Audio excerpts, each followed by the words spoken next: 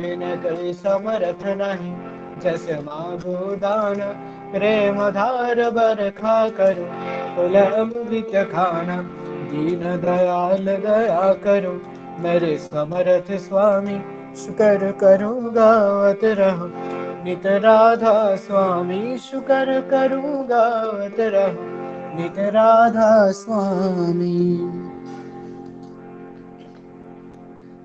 बार बार कर जोड़ कर सविनय करूं पुकार, साध संग महि देव नित परम गुरु दातार। कृपा सिंधु समरथ पुरुष आदि अनादि अपार, राधा स्वामी परम पितु मैं तब सदा आधार। बार बार बल जाओ तन मन वारु चरण पर, क्या मुखले मैं गाऊं मेहर करी जस कृपा करो। धन्य धन्य गुरुदेवा दया सिंधु पुरन ध्वनि, नीत करो तुम सेवा अचल भक्ति महिला हे प्रभु। दीनय धीनय नाथ हाथ हाथ मान करो, अब राखो नित साथ दीन दयाल कृपा निधि। काम क्रोध मद लोभ सब विधि अवगुण हार में, प्रभु राखो मेरे लाज तुम द्वारे अब मैं परा।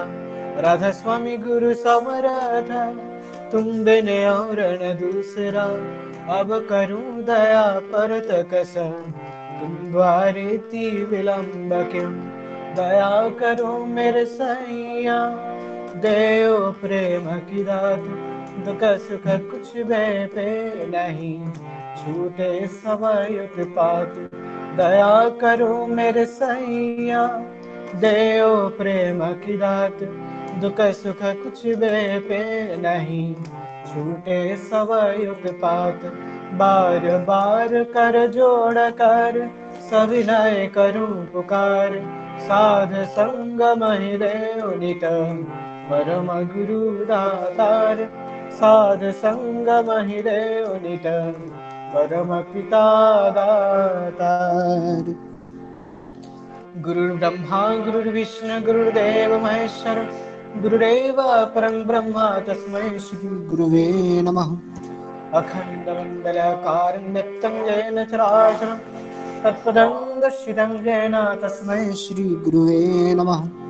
अज्ञानतिमिरान्धस्य ज्ञानाञ्जनशलाकया चक्षुरुन्मीलितं येन तस्मै श्रीगुरुवे नमः। स्थावरं जङ्गमं व्यक्तं येन कृष्णं चराचरं तत्पदं दर्शितं येन तस्मै श्रीगुरुवे नमः। चिद्रूपेण परिवर्तं प्रविकं सचराचरं तत्पदं दर्शितं येन तस्मै श्रीगुरुवे नमः। न गुरुरोधीतं तत्तं न गुरुरोधीतं तपः, तत्त्वज्ञानपरं नास्ति तस्मै श्रीगुरुवे नमः। मन्नाथ श्रीजगन्नाथ मद्गुरु श्रीजगद्गुरु मदात्मा सर्वबुधात्मा तस्मै श्रीगुरुवे नमः। गुरुरादिरनदेश्च गुरुपरमदैवतं, गुरुपरतरं नास्ति तस्मै श्रीगुरुवे नमः। ब्रह्मानन्दं परमशिवपदं केवलं ज्ञानमूर्तिं, दन्दातीतं गगनसदृशं तत्त्वमस्यादिलक्ष्यम्, एकं नित्यं विमलमचलं सर्वधीशाक्षिभूतं, भवातीतं त्रिगुणरहितं सद्गुरुं त्वं नमामि। सद्गुरुं त्वं नमामि, सद्गुरुं त्वं नमामि।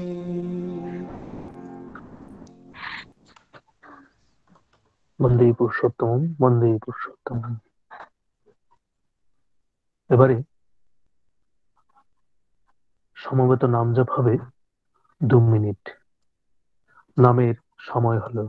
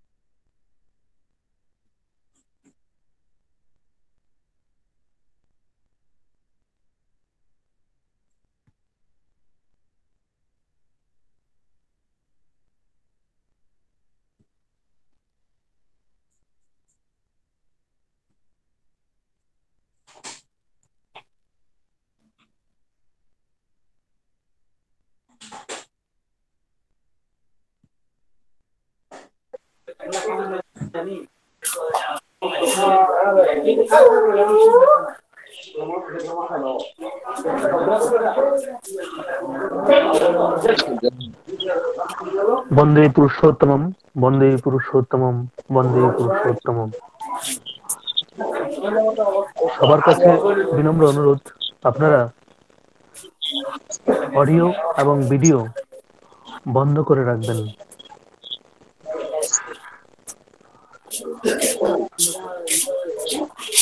সবার কাছে বিনম্র অনুরোধ, যারা অংশগ্রহণ করবেন না আপনারা অডিও এবং ভিডিও বন্ধ করে রাখবেন। জয়গুরু। এবারে সৎসঙ্গের শুরুতে পরম প্রেমময় শ্রী শ্রী ঠাকুরের শ্রীহস্ত লিখিত সত্যানুসরণ পাঠ করবেন শ্রীযুক্ত অভিজিৎ সাহা দাদা, জিরানিয়া থেকে।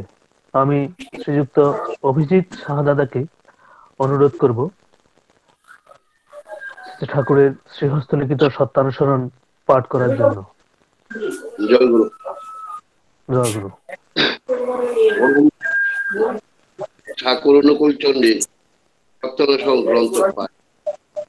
যে খেয়াল বিবেকের অনুচর তারই অনুসরণ করো, মঙ্গলের অধিকারী হবে। বিস্তারে অস্তিত্ব হারা কিন্তু নিভে যেও না। বিস্তারী জীবন, বিস্তারী প্রেম। যে কর্মে মনের প্রসারণ নিয়ে আসে তাই সুকর্ম। আর যাতে মনে সংস্কার, গোড়ামি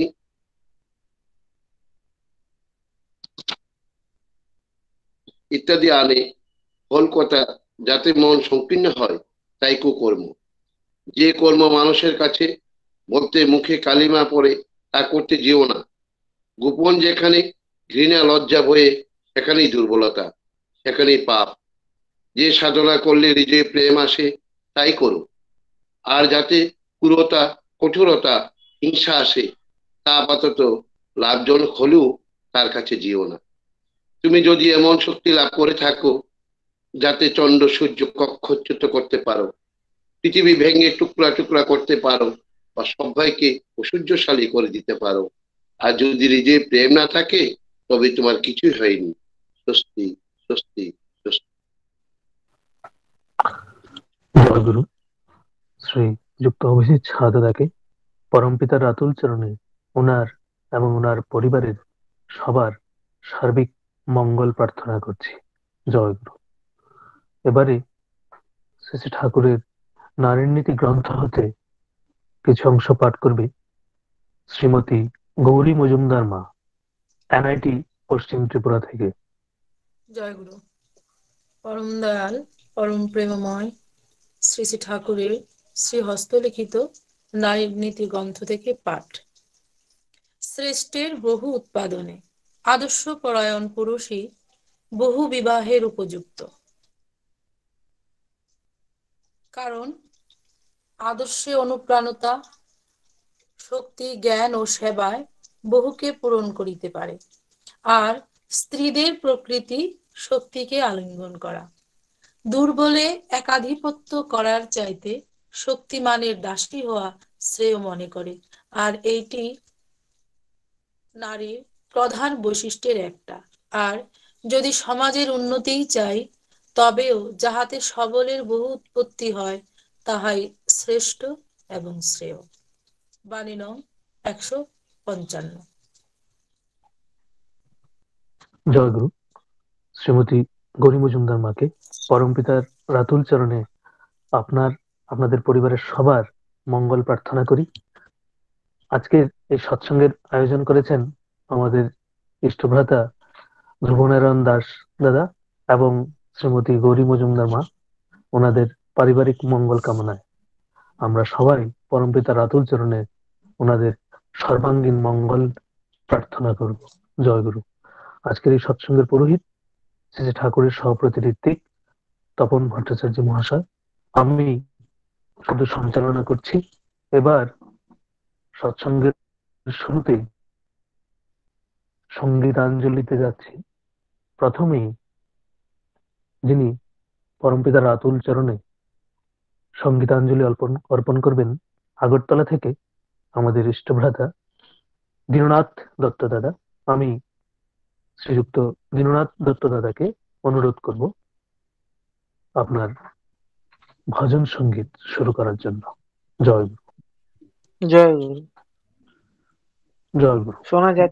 শোনা যাচ্ছে? আগে শোনা যাচ্ছে।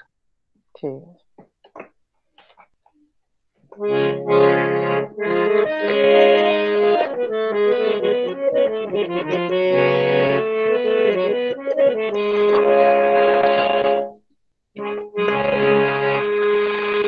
হে চির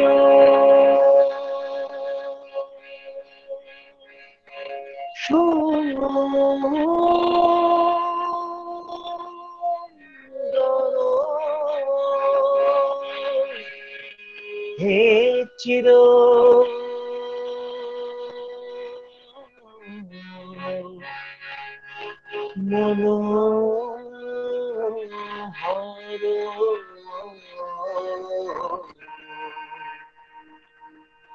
থাকিতে দিও গো তোমারি চরণে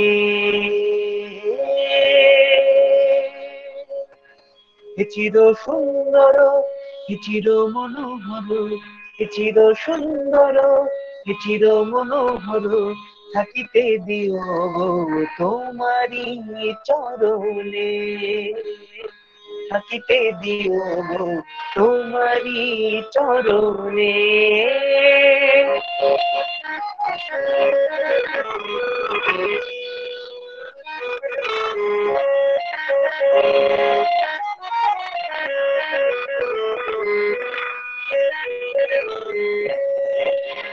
কত তো কথা মনে রয়েছে গোপনে কত তো কথা মনে রয়েছে গোপনে তোমারে আমি তাহা কহিব কেমনে তোমারে আমি তাহা কহিব কেমনে তাই তো দিবানিশি তোমার কাছে আসি তাই তো দিবানিশি তোমার কাছে আসি চাহিয়া থাকি ও তোমারে পানে চাহিয়া থাকি ও তোমারে পানে চির সুন্দর চির মনোহর চির সুন্দর চির মনোহর থাকিতে দিও তোমারি চরণে থাকিতে দিও তোমারি চরণে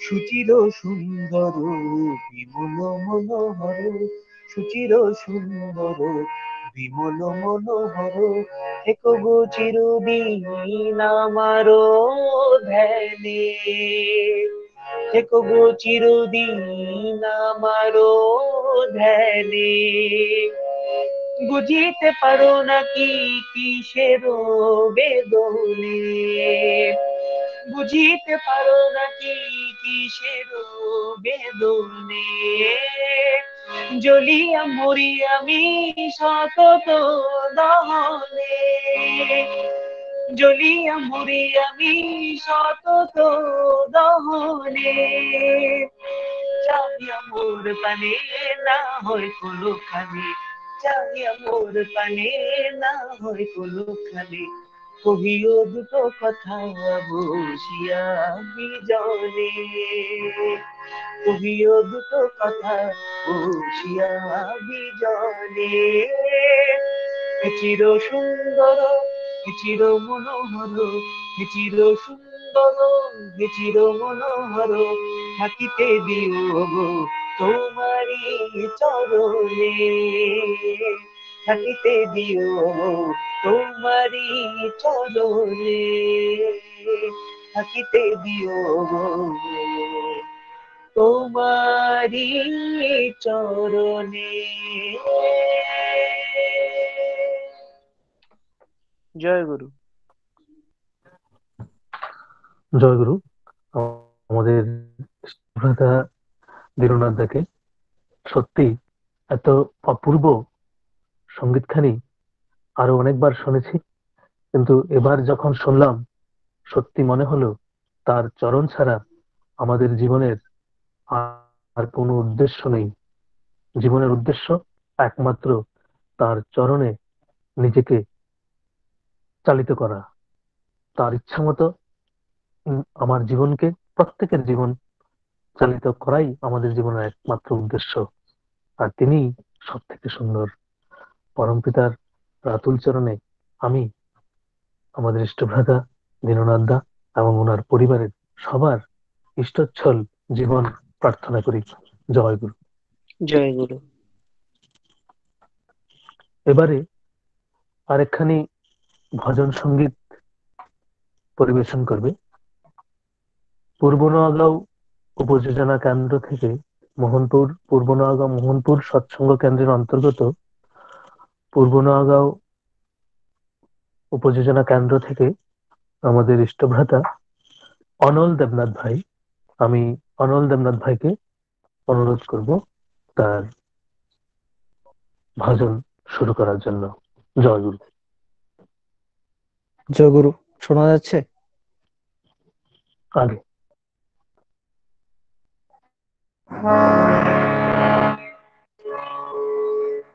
পতিত পাবন পরম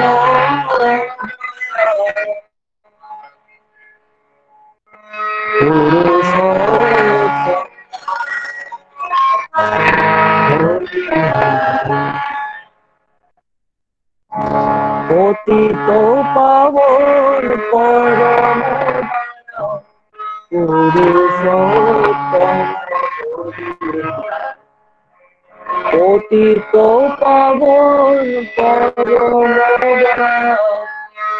পুরুষোত্তম, তব করুণায় স্নেহের ছায়া, তব করুণায় স্নেহের ছায়া, জয় যে আমরা করিবে পুরুষোত্তম হইবে। পতিত পাবন পরম দয়াল পুরুষোত্তম,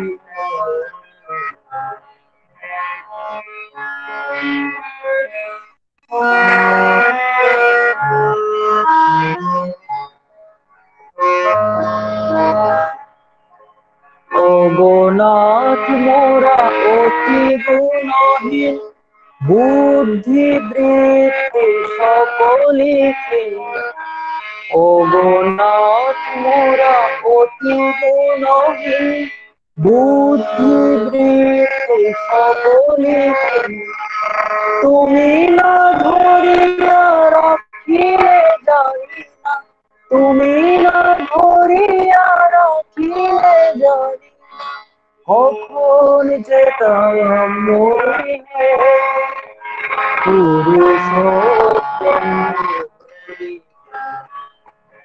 পতিত পাবন পরম দয়াল পুরুষোত্তম,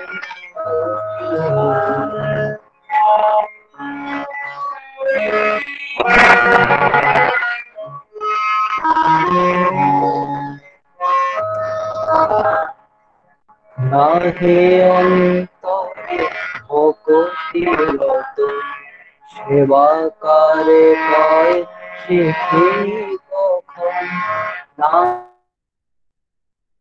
অন্তরে ভক্তিরত, সেবাকারে পায় শিখি কখন, বোধ জ্ঞান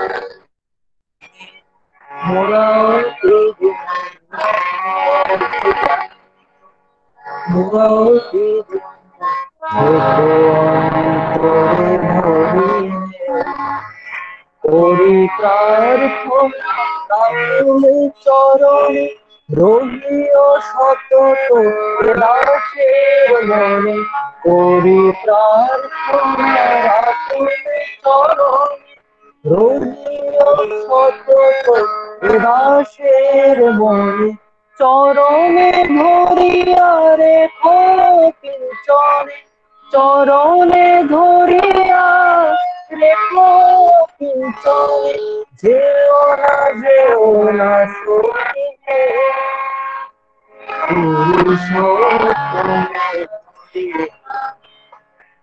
অতীত পাবন পরম দয়াল পুরুষোত্তম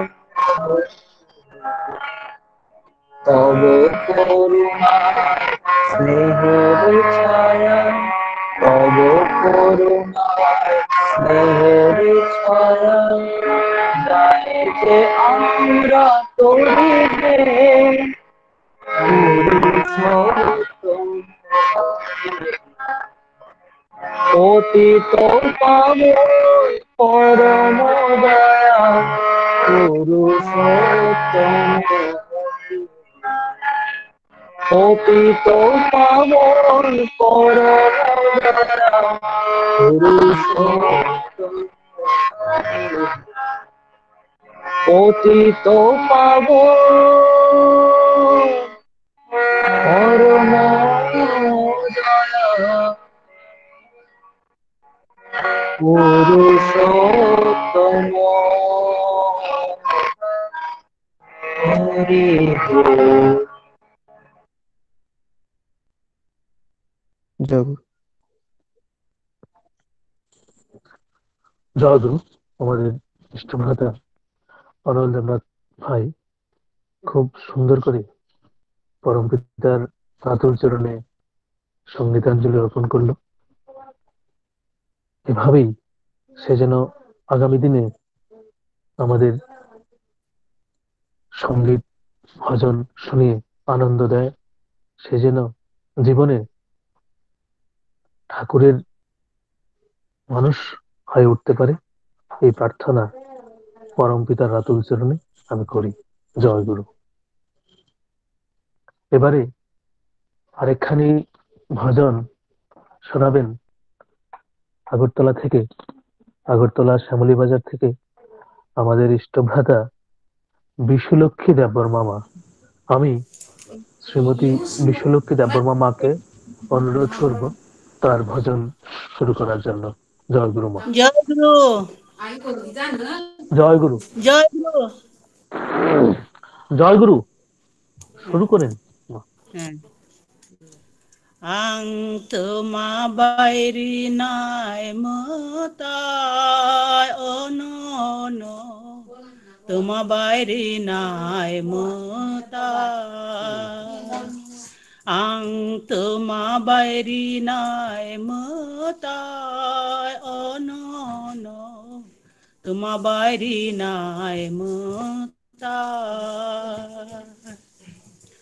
মন্দির বনং সারিফুং বনং মোতাই খুম্ব নং ইষ্টবৃত্তি বনং মন্দির বনং সারিফুং বনং মোতাই খুম্ব নং ইষ্টবৃত্তি বনং মোতাই বাইন মুতাই নরিলায় মুতাই বাইন মুতাই নরি ও রিনানি করিলাছি মন তোমা বাইরি নাই মুতাই আং তোমা বাইরি নাই মুতাই অনন তোমা বাইরি নাই মতায় ছাল তাল তাই গ্রহ আথু কিরি মতাইরি ও যত ব্রজ গুপি সংর ছাল তাল তাই গ্রহ আথু কিরি মোতাইরি ও যত ব্রজ গুপি সংর বলং নিখুম্ব মোতাই নিখুম ন বলং নিখুম্ব মোতাই নিখুম ন ঋষি যোগী খায় দান ও ন তোমা বাইরি নাই মোতাই আং তোমা বাইরি নাই মোতাই ও ন তোমা বাইরি নাই মোতাই আং তোমা বাইরি নাই মোতাই ও ন তোমা বাইরি নাই মোতাই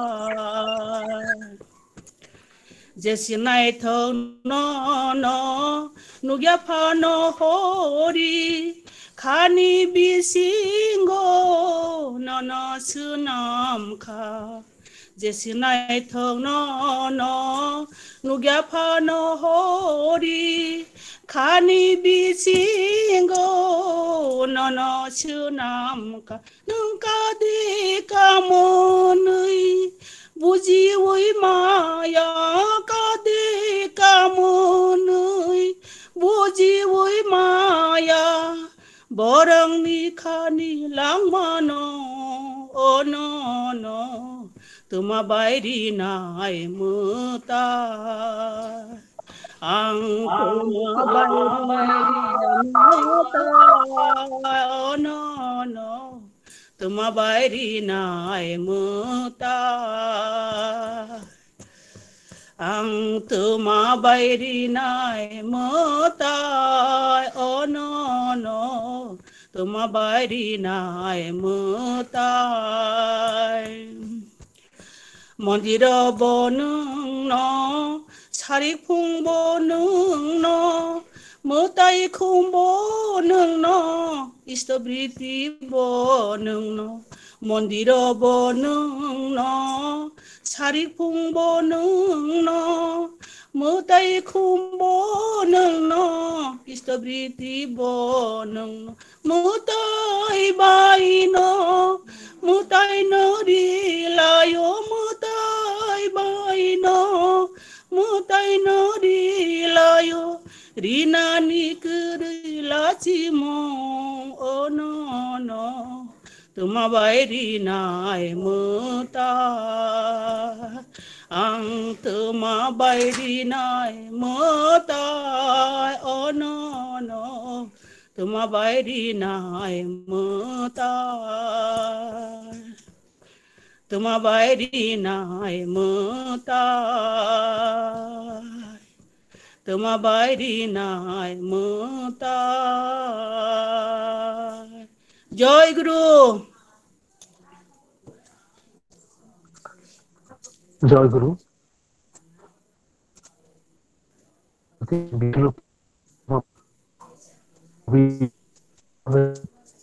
কব্বরক ভাষায়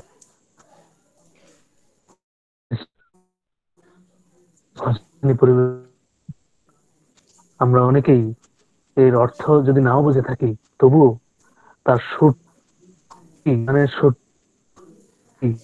গিয়ে লেগে ঠাকুরের দয়ায় আমাদের জীবন চলছে তিনি বলতেছেন এই গানের মাধ্যমে পরম রাতুল চরণে আমি ওনার সর্বাঙ্গীন ইষ্টচ্ছল জীবন প্রার্থনা করি তিনি যে সুস্থ থাকেন আমাদের জানিয়ে যান। জয় গুরু। জয় গুরু জয় গুরু জয় গুরু জয় গুরু মা। এবারে ভজন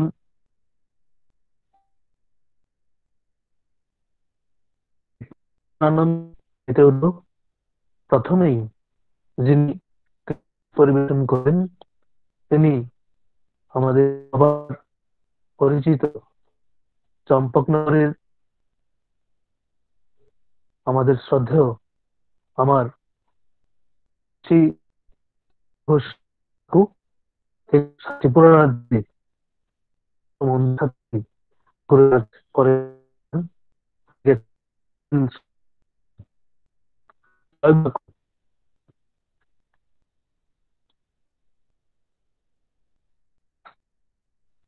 তুলসী ঠাকুর, জয়গুরু।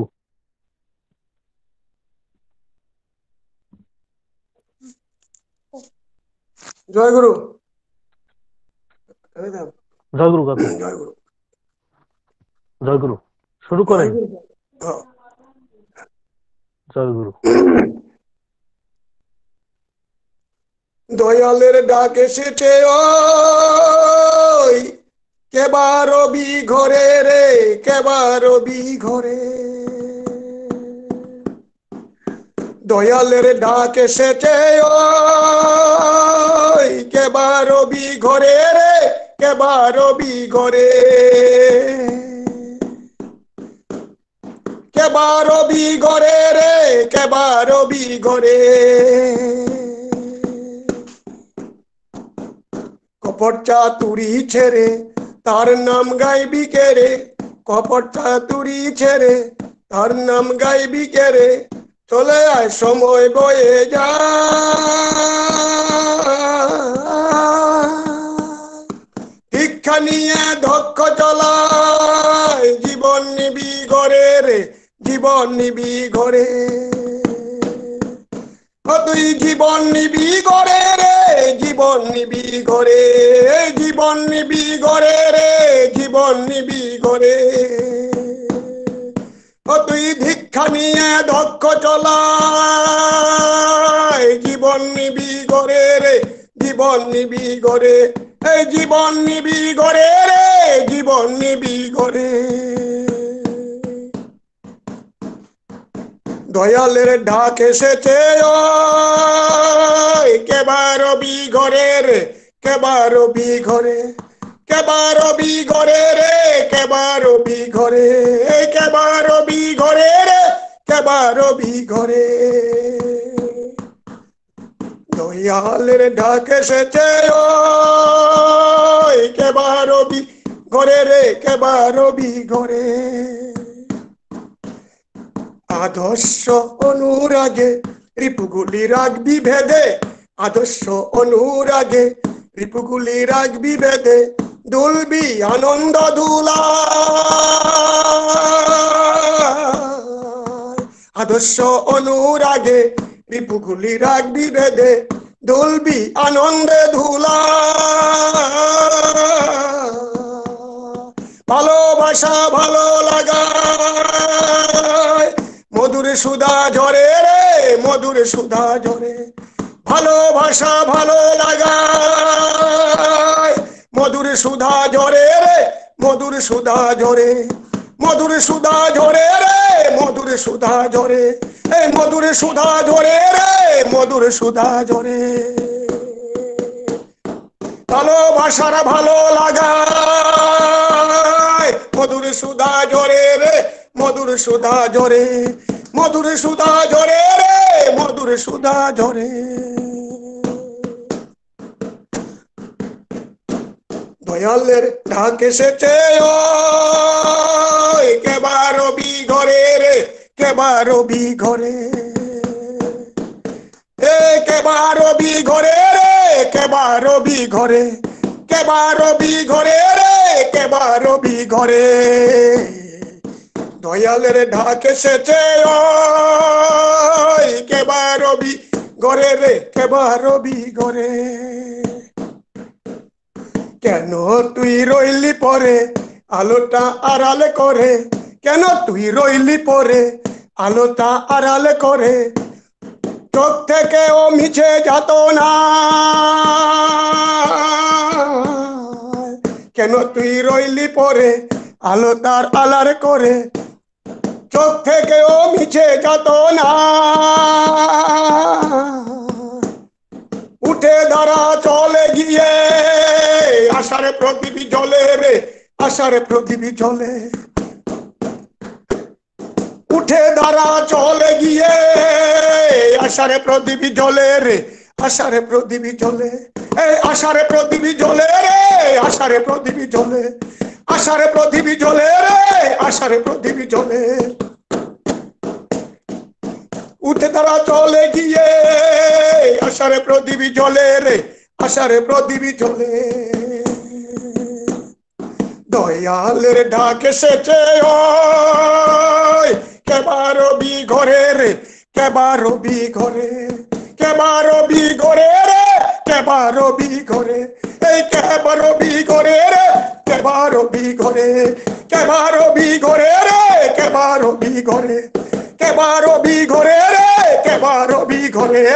দয়ালের ডাক এসেছে কেবার রবি ঘরে রে, কেবার রবি ঘরে, কেবার রবি ঘরে রে, কেবার রবি ঘরে। জয় গুরু। জয় গুরু কাকু, জয় গুরু, জয় গুরু। সত্যি কাকুর গান শুনে উনি একটা বাজাচ্ছেন, মনে হচ্ছে সামনাসামনি ওনার গানটা শুনছি, এবং একটা বিশাল সৎসঙ্গে দাঁড়িয়ে উনি দু হাত তুলে মাঝে মাঝে কীর্তন করেন, আর না হলে এক হাতে নিজেই কাশি বাজিয়ে খুব সুন্দর মানে সবাইকে মাতোয়ারা করে দেন। ঠিক এরকমই যেন মনে হচ্ছিল এখন। পরমপিতার রাতুল চরণে আমি আমার শ্রদ্ধেয় তুলসী ঘোষ কাকুর ইষ্টচ্ছল জীবন প্রার্থনা করি। তিনি যেন সুস্থ থাকেন, ঠাকুর যেন তাকে সুস্থ রাখেন, আরো অনেক কাজ, ঠাকুরের কাজ তিনি যেন একদম সারা জীবন করে যেতে পারেন, এই প্রার্থনা করি। বাড়ির সবার জন্য মঙ্গল প্রার্থনা করি। জয় গুরু কাকু। জয় গুরু বাবা। জয় গুরু। এবারে আমরা আরেকটি কীর্তন শুনবো এসএন কলোনি থেকে আমাদের ইষ্টভ্রাতা শিবাজি দেবনাথ ভাইয়ের কণ্ঠে। আমি শিবাজিকে অনুরোধ করব তার কীর্তন শুরু করার জন্য। জয় গুরু। জয় গুরু। জয় গুরু শিবাজি।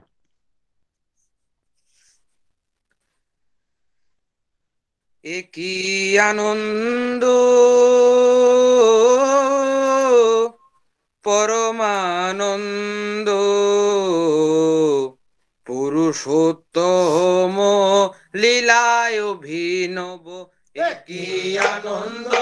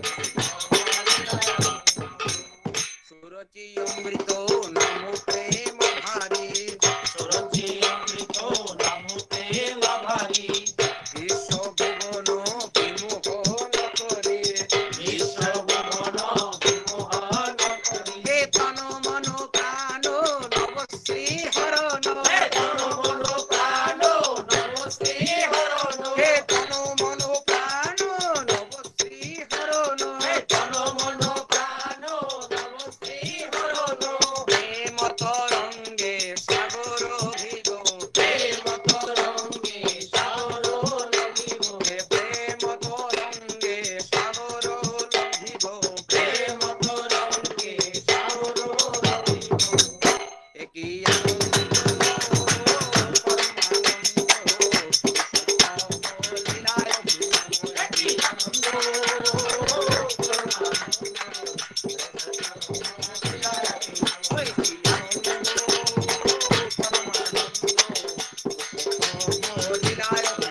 একই আনন্দ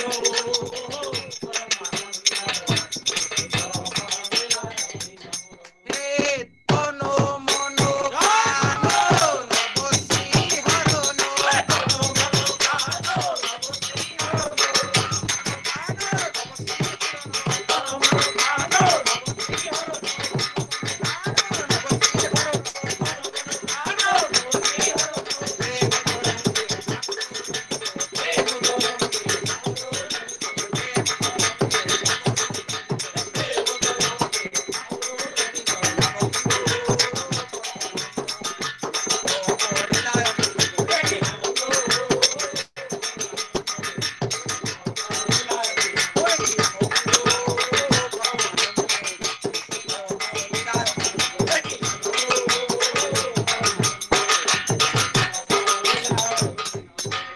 কাউরে দয়ালো দয়ালো দখলে, কাউরে দয়ালো দয়ালো তপনে, দুঃখ বেদনা দূরে দাও জালি, দুঃখ বেদনা দূরে দাও জালি। হে পরম পিতারে ডাকো কান ভোরে, পরম পিতারে ডাকো কান ভোরে, পরম পিতারে ডাকো কান ভোরে, পরম পিতারে ডাকো কান ভোরে। নির্ভয়ে ধরো নির্ভয় এবো, নির্ভয়ে ধরো নির্ভয় এব, হে নির্ভয়ে ধরো নির্ভয় এবো, নির্ভয়ে ধরো নির্ভয় এব। একই আনন্দ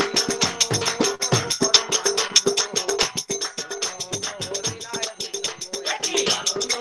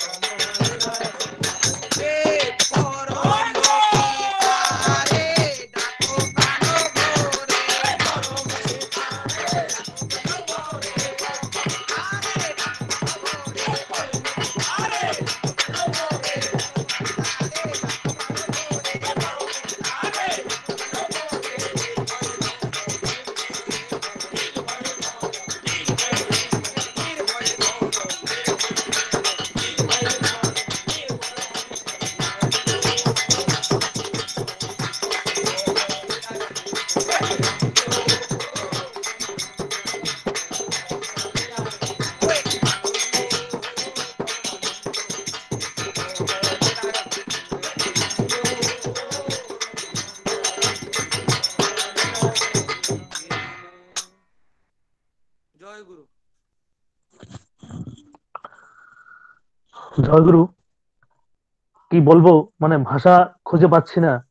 মনে হচ্ছে যেন এই এই শীতের সময়টাতে সারা প্রত্যেকটা রবিবারে আমরা উৎসবে মেতে থাকতাম, যেন সেই উৎসবের শেষ গানটা যেন উপলব্ধি করলাম এতক্ষণ শিবাজির কণ্ঠে। বাড়ির সবাই মিলে এত আনন্দে গানটা গাইলো, আমার মনে হয় আমার মতো এখানে যারা অনলাইনে উপস্থিত আছেন সবারই নাচতে ইচ্ছে হয়েছে, এবং আমি কিন্তু তালে তালে নেচেছিও। এত আনন্দ পেয়েছি, সত্যি খুব আনন্দ লাগছে। মনে হচ্ছে সবাই একত্রে সামনাসামনি বসেই সৎসঙ্গটা উপলব্ধি করছি। পরমপিতা রাতুল চরণে প্রার্থনা করি শিবাজি যেন এভাবেই ঠাকুরকে মাথায় নিয়ে জীবনে এগিয়ে চলে। তার পরিবারের মধ্যে ঠাকুরের চাষ আছে, তাই সে ঠাকুরকে নিয়েই বেঁচে চলছে তার জীবনে, সে যেন ঠাকুরকে নিয়েই বড় হয়, এই প্রার্থনা। জয় গুরু। এবারে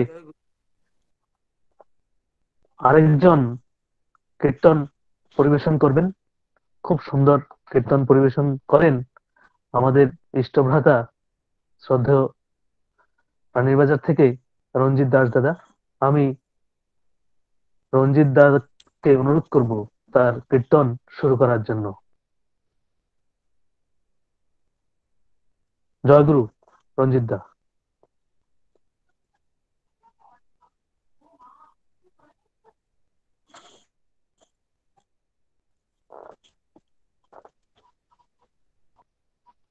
জয় গুরু রঞ্জিত দা।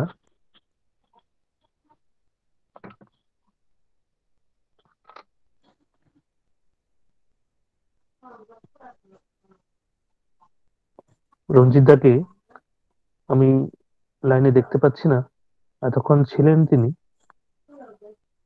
হয়তোবা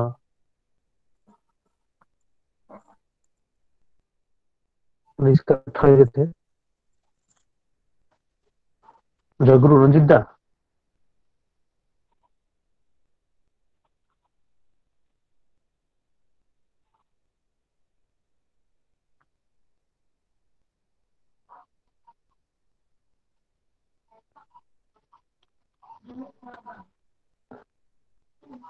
রঞ্জিত দা হয়তোবা লাইনে খুঁজে পাচ্ছি না, উনি দেখছি। রঞ্জিত দা তুমি কি শুনতে পাচ্ছ?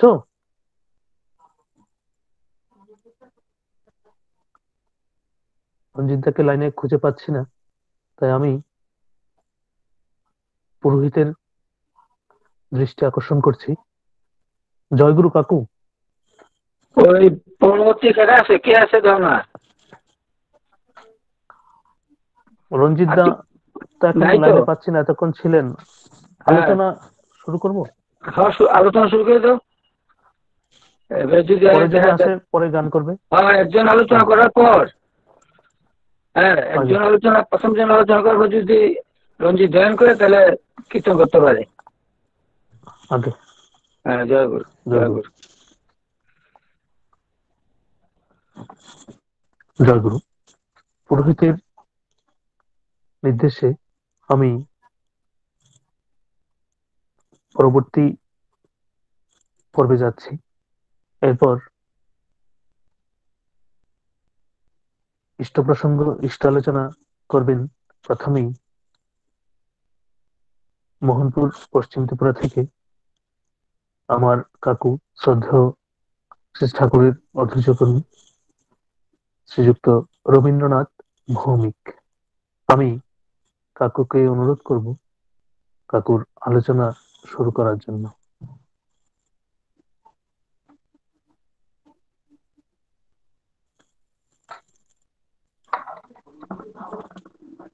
জয়গুরু কাকু। শোনা যায়নি বাবা? শোনা যাচ্ছে? শোনা যাচ্ছে। আচ্ছা, ঠিক আছে। পদ্মগার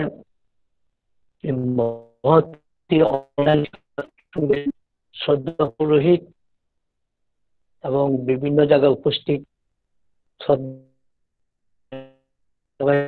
আমার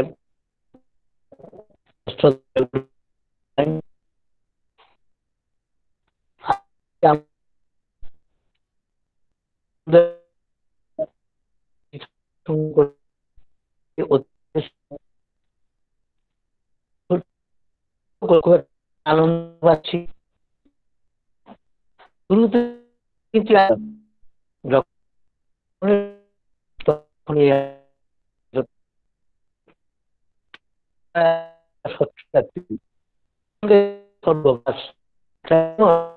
কাকুর ভিডিওটা অফ করে তখন কাকুর ভিডিওটা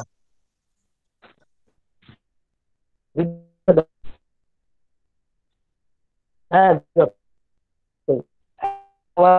যেমন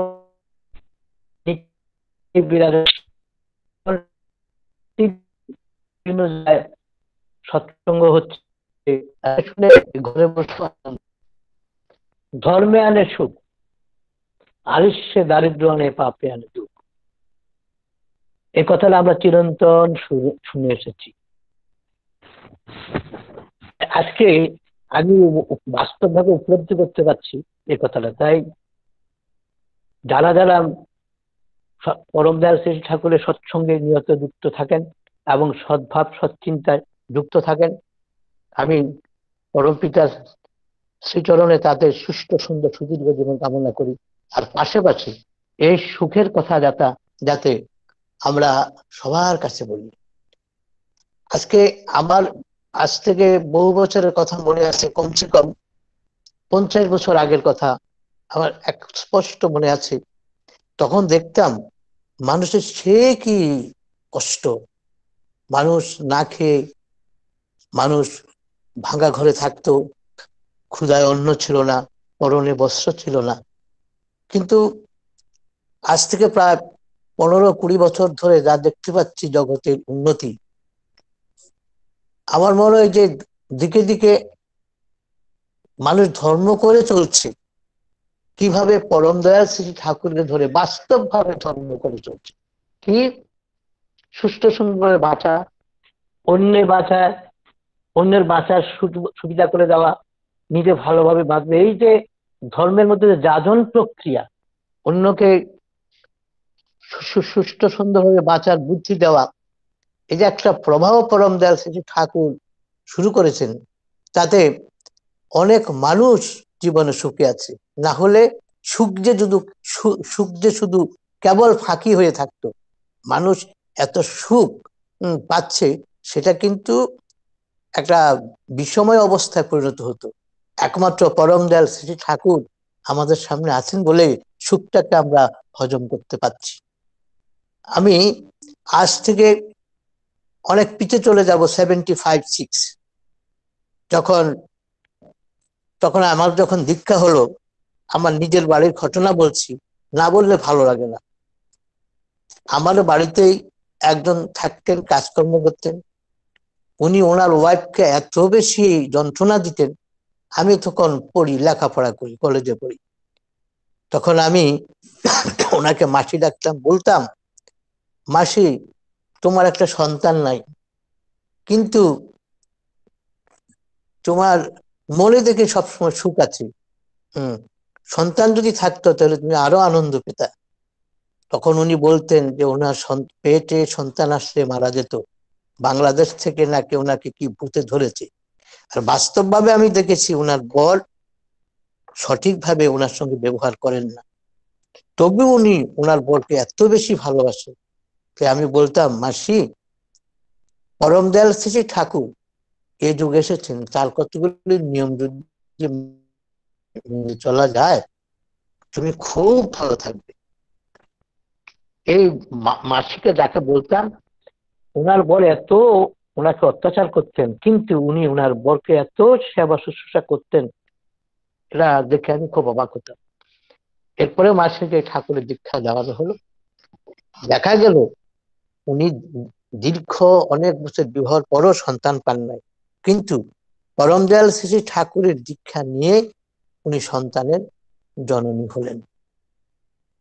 উনি দীক্ষা নিয়ে যজন যাজন ইষ্টভীতি, উনি লেখাপড়া জানতেন না, কিন্তু সঠিকভাবে করে আজও ওনার বৃদ্ধ মাতা, ওনার বৃদ্ধ বোনকে নিয়ে আনন্দে উনি আছেন। আমাদের পার্শ্ববর্তী মোহনপুরের পাশে রাধানগর উনি থাকেন। যে কোনো ব্যাপারে ওনার কাছে আমরা গেলে পরে ঠাকুরের জন্য উনি অর্ঘ যথাসাধ্য দিতে চেষ্টা করেন। এই যে আমি কথাটা বলছি এই জন্যই, আমরা অনেকে বলি ঠাকুরের দীক্ষা নাও, যজন যাজন ইষ্টভীতি করো। যজন যাজন ইষ্টভীতি করলে কাটে মহাভীতি, একেবারে সঠিক কথা। এই মাসির পেটে সন্তান ভূত নাকে নষ্ট করে দিত। তখন আমি বলতাম, মাসি তুমি ঠাকুরের দীক্ষা নাও, যেখানে আলো আছে সেখানে অন্ধকার থাকে না। তুমি ঠাকুরের দীক্ষা নাও, দেখবা ওই ভূত প্রেত এরা সবই দূরে চলে যাবে। ঠিক তাই হলো, মাসে দীক্ষা নিয়ে আমি তখন পড়তাম, আমার কাছে বসে থাকতো, নাম করতেন এবং ইষ্টভীতি করতেন। দুপোষা করে শুরু করেছিলেন, মাসি এখনো ঠাকুরের কাজ করে চলছে। তাই আমার আমার এমন একটা বিশ্বাস, যদি জগতের যে মানুষেরা যেভাবে দুঃখ দুর্দশায় আছে, তাদের কাছে যদি পরম দয়াল শ্রী ঠাকুরের কথা আমরা পৌঁছে দিতে পারি, তাহলে একটা কথা আমার মনে পড়ে যে দুঃখে আমরা ভালো থাকি, সুখ যে শুধু কেবল ফাঁকি। আমি যে বলছিলাম, এখনের মানুষ খুব সুখে আছে। কি খাদ্যকতা, চাল চলন সবখানে সুখ। আমি আগে হেঁটে আগরতলা কলেজে গেছি, এখন কাকা হাঁটার প্রয়োজন হয় না। প্রত্যেক রানের বাজার স্কুলে হেঁটে হেঁটে গিয়ে ক্লাস করেছি, এখন প্রয়োজন হয় না। আগের দিনে মানুষের ঘরে বৃষ্টি জল পড়তো, পরনে কাপড় ছিল না, কিছুই নাই। তাই এই যে সুখের সময় যদি আমরা সবার দ্বারা ঠাকুর পৌঁছিয়ে না দিতে পারি, তাহলে মানুষ সুখে শুধু দুঃখে থাকে। সুখটা একটা ফাঁকি।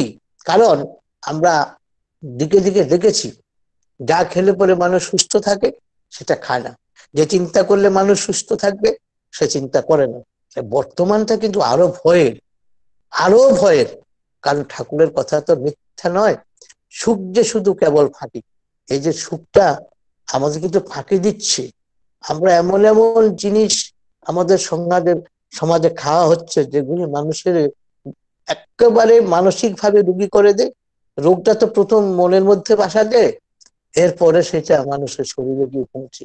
আজকে এমন একটা অবস্থা দেখলে খুবই খারাপ লাগে।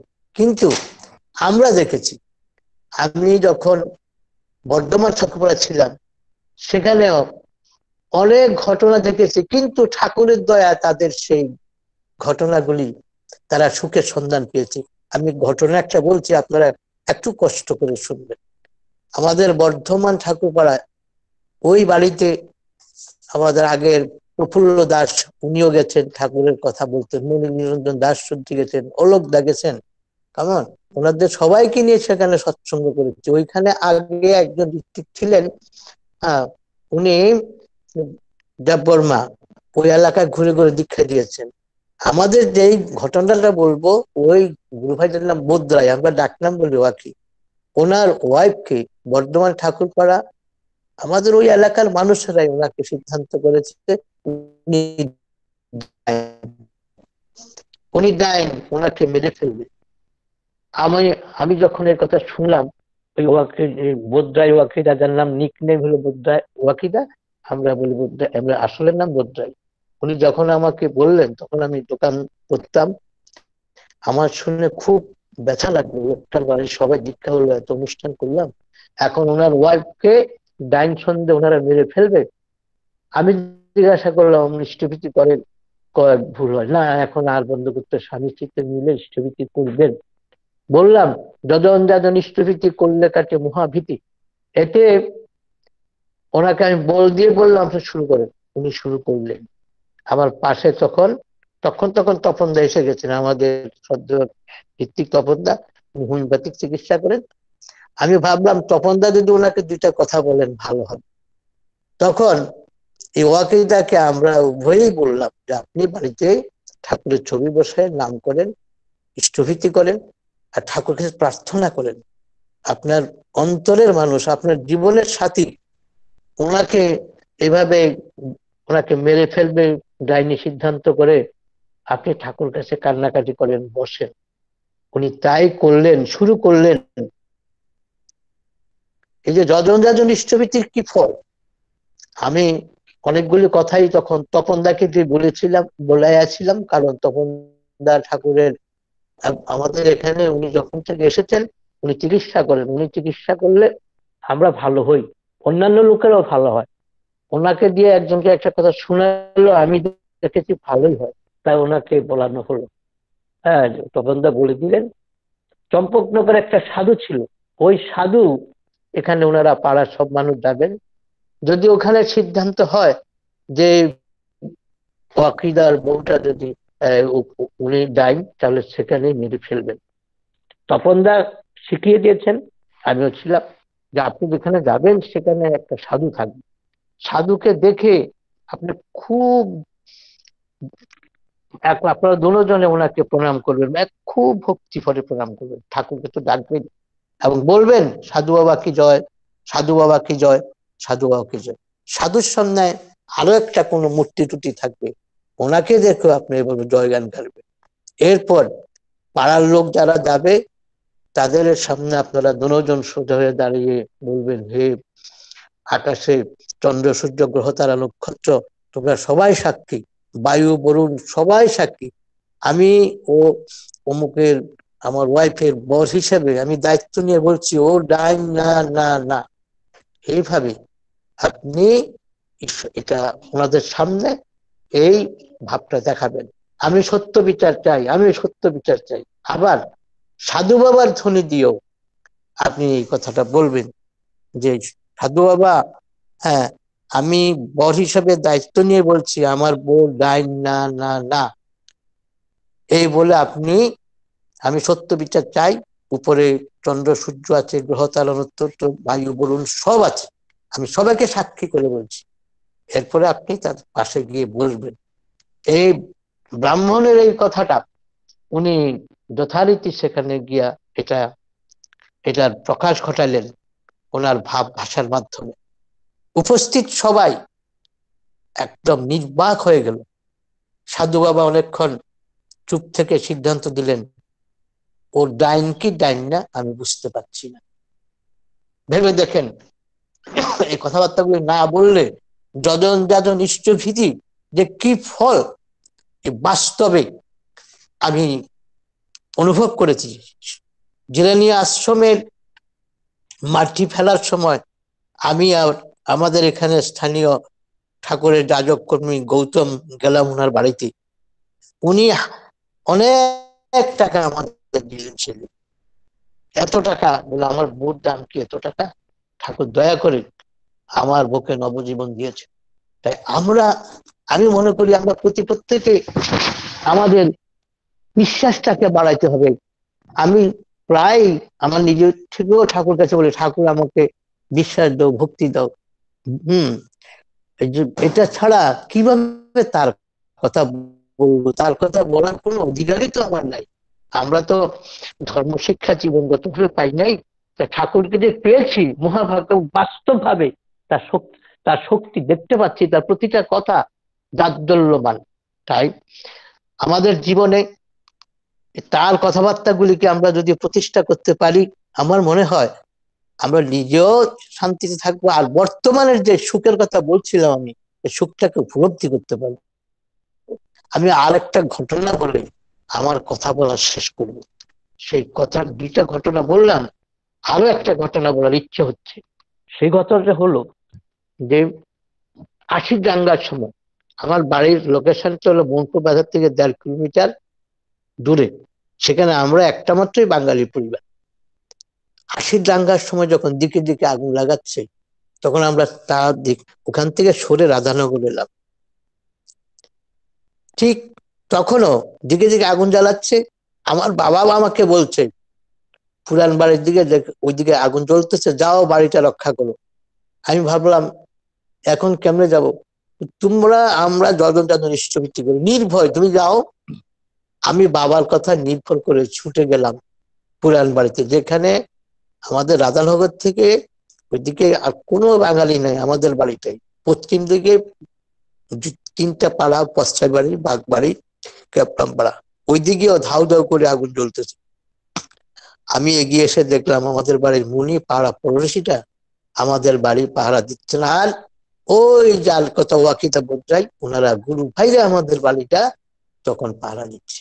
দেখুন ভেবে ইষ্টভ্রাতারা কি না করেন। সেখান থেকে আমাদের বর্ধমান ঠাকুর পাড়ার পাশে অনেক মানুষ জমে আছে, হাজার মানুষ। আমি সেখানেও সাহস করে গেলাম। যাওয়ার পরে কেউ গুরু ভাই, কেউ বলছে ভাতিজা, কেউ ভাগিনা, কেউ মাস্টার, তুমি রক্ষা করো। তখন আমি প্রাইভেট পড়াইতাম, সেই হিসেবে মাস্টার, তুমি আমাদের রক্ষা করো। এদিক থেকে আমাদের ওই বর্ধমান ঠাকুর পাড়ার পশ্চিম দিক থেকে তখনকার সময়ে অনেকে ব্রহ্মবাড়ি পড়ার জন্য উৎসাহী হয়ে আসতেছেন। তারা আমাকে বলছেন, কেউ স্যার, যাদেরকে প্রাইভেট পড়াইছিলাম, কেউ যে যেভাবে সম্পর্কিত তারা বলতেন তুমি রক্ষা করো। আমি ভাবলাম আমার উপরে তারা এত আশা করছে কেন, মনে হয় এটা পরম দয়াল শ্রী ঠাকুরের ইচ্ছা। বলে হ্যাঁ আমি যাব, আপনারা নিশ্চিন্ত থাকুন, আমি প্রাণ ভরে তাদেরকে, আমি যতটুকু পারি তাদেরকে এই আড্ডাতে একটা স্টেপও না দিয়ে আমি চেষ্টা করব। এই শক্তি করে নিয়ে আমি নাম করতে করতে গেলাম। পাশের পাড়াতে আমাদের একটা বাঙালি পাড়া ছিল, 36 ঘর, কেউ বাড়িতে নেই, একটা ঘরে নবজাতক জন্মানো সে একজন লোক ছিলেন, হরিপদ দেবনাথ, উনি স্বর্গীয়, ওইখানে একটা স্কুলের শিক্ষক। ওনাকে পেলাম, উনিও আমার সঙ্গে গেলেন। আমরা অনুনয় বিনিময় করলাম, বিনয় করলাম, যারা আগুন লাগাচ্ছে ওরা প্রথমে আমাদের কথা শুনতে চাইলো না। আমি কতক্ষণ নাম করে বললাম, ঠাকুর আমার কথা কে শুনবে, তুমি একটু দয়া করো ঠাকুর। আমি ওদের কাছে কিভাবে যে কথা বললাম, 2 হাত জোড় করে এমন বিনীত ভাবে, কই থেকে ঠাকুর আমাকে শক্তি দিলেন আমার কথায়।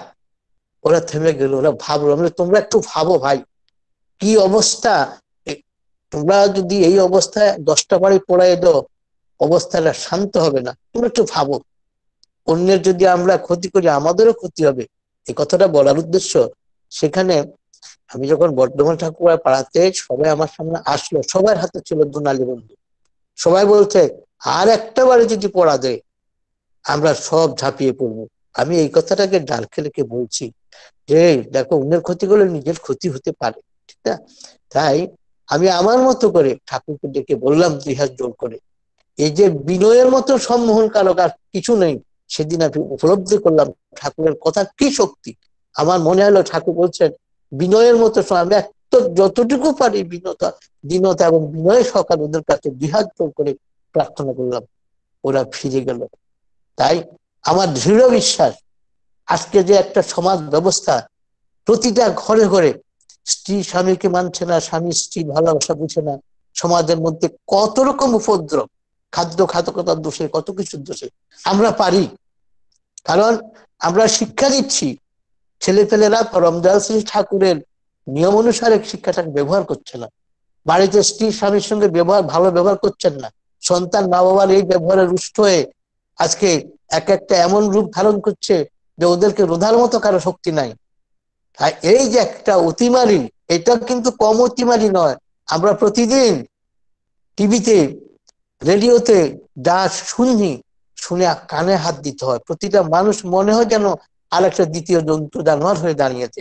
এই অবস্থায় আমার মনে হয় আমরা যদি প্রতিনিয়ত মানুষের ঘরে ঘরে যাইয়া তার কথা বিতরণের চেষ্টা করি, আমার মনে হয় অনেকটা কাজ হবে। যেহেতু ওই দাঙ্গার সময়ও আমি একা এই শক্তিটা পেয়েছিলাম, আমরা এখন সমবেত ভাবে এটা প্রতিহত করতে পারবো না কেন? আমার মনে হয় আমরা পারবো, আমরা যদি চেষ্টা করি। কারণ স্বামী স্ত্রীতে ঝগড়া করে বাচ্চা ছেলে দেখে, গোল্লাইয়ের সদর দরজা বাচ্চাগুলি আগে, ঠাকুরের এই বলাগুলি তো সাংঘাতিক অন্তরে একটা অনুপ্রেরণা সৃষ্টি করে। আমরা বসে না থেকে আমার মনে হয় আমরা যদি ঘরে ঘরে যাই, তার কথা যদি আমরা বিনীতভাবে নিবেদন করতে পারি, ওই বিনয়টা যদি আসে। আমি দেখেছি সেদিন আমার মতো একটা সাধারণ টুনিপুটি মানুষ আমার কথা এই আগুন লাগাতে এসে মানুষ ফিরে গেল। আমি আজও ভাবি ঠাকুরের অসীম শক্তি যদি আমি তার কথার উপর নির্ভর করি। আমি অনেক সময় কথা বলে ফেলেছি ভাবে, আপনারা আমাকে দয়া করে ক্ষমা করবেন, আমার কথা বলার অনেক বেশি হয়ে গেছে। আমি জানি না বলে অনেক কিছু বললাম, ভাব ঠেকাতে পারছি না। আমি ভুল ত্রুটি আমার ক্ষমা করবেন। এখানে আমার কথা বলার সমাপ্তি জানছি। সবাই সুষ্ঠু সুন্দরভাবে ঠাকুরের কথা আমরা সবার কাছে নিবেদন করার জন্য ঠাকুর কাছে প্রার্থনা করতে হবে। আমি জানি বলে যদি প্রার্থনা করি হবে না, ঠাকুর কাছে বলতে হবে, ঠাকুর তোমার কথা আমি কিভাবে তাদের কাছে বলবো, তুমি শিখিয়ে দাও। সবাইকে আবারও জয় গুরু জানাচ্ছি। সবাই সুস্থ সুন্দর জীবন কামনা করে আমার বলার সমাপ্তি টানছি। জয় গুরু। জয় গুরু। এতক্ষণ আমরা আমার কাকুর মুখে শ্রী ঠাকুরের দয়ার কথা শুনলাম। মানুষের জীবনে তিনি যে কত দয়া করেছেন, বহু মানুষের জীবনে সে দয়ার অন্ত নেই। আর দয়াটা উপলব্ধি করতে হয়, সেই উপলব্ধিটা কিভাবে আসে তারই প্রকাশ আমরা অনুভব করলাম এতক্ষণ তার মুখ থেকে সেই কথাগুলি শুনে। তিনি দয়াল, তিনি প্রত্যেককেই দয়া করেন, আর তার দয়াটা আমরা শুধু অনুভব করতে পারি না, আর সেই অনুভবের জন্য দরকার সে নাম ধ্যান, নাম করা আর ধ্যান করা। আর এটা যখন আমরা করি তখনই তার যাজন করতে পারি। আর তাই দরকার প্রত্যেকের কাছে যাওয়া দরকার। এই কথাগুলি আমরা এতক্ষণ আলোচনার মধ্যে দিয়ে জানতে পারলাম। পরম পিতার কাছে প্রার্থনা করি তিনি যেন সুস্থ থাকেন আর এভাবেই ঠাকুরের কথা মানুষকে শুনিয়ে যান। জয় গুরু।